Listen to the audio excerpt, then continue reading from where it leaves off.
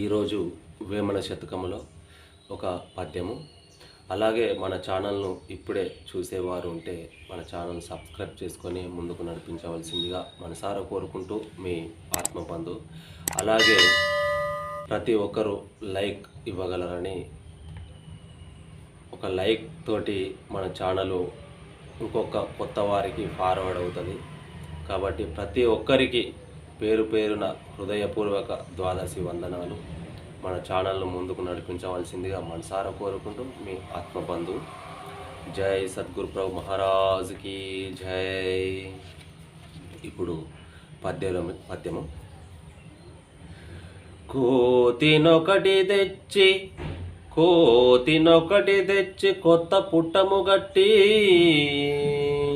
కొండ మృచులెల్ల గ్రోలినట్లు నీతిహీనుడన్నొంద నిర్భాగ్యులందరూ విశ్వదాభిరామ వినురవేమా.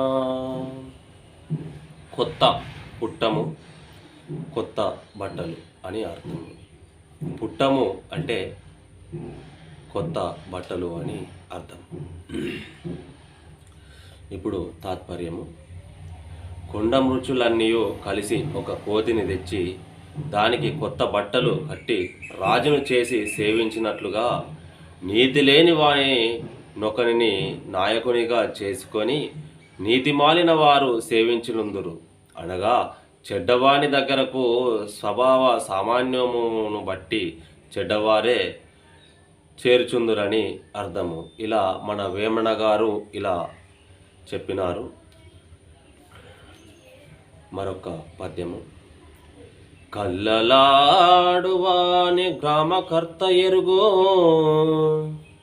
కల్లలాడువాని గ్రామకర్త ఎరుగో, సత్యమాడువాని స్వామి ఎరుగు, భేద తిండి పోతు బెండ్ల మెరుగురా, విశ్వదాభిరామ వినురవేమా. తాత్పర్యము.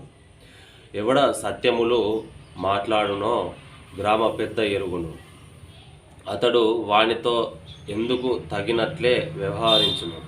సత్యము చెప్పువానికి భగవంతుడు ఎరుగును, అయినా అట్టి వానికి తగిన ఫలముచే ఇచ్చును. పెద్ద తిండిపోతును ఊరివారు తిండిపోదని ఎరగక పోయినను వాని భార్య ఎరుగును, అందుచే వానికి సరిపడు తిండి పెట్టును. ఇతరులైనచో కసరికొందురు లేదా ఎగతాళి చేయుదురు అని ఇలా మన వేమన గారు ఇలా సెలవిచ్చినారు. ఇప్పుడు మరొక పద్యము. కల్ల జగములెల్ల గారలాకారుడెరుగో,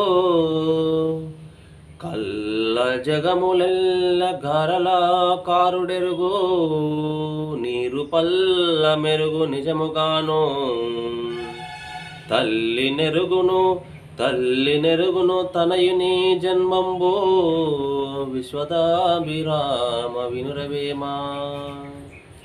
గారలకారుడు అనగా శివుడు, తనయుడు అంటే కొడుకు అని అర్థం. ఇది తాత్పర్యము. ఇది సత్యమో ఇది అసత్యమో ఆ పరమశివుడు ఎరుగును. పల్లమెట్లు వైపున ఉన్నదో నీరు నెరుగును, కావున అంటే ప్రవహించును.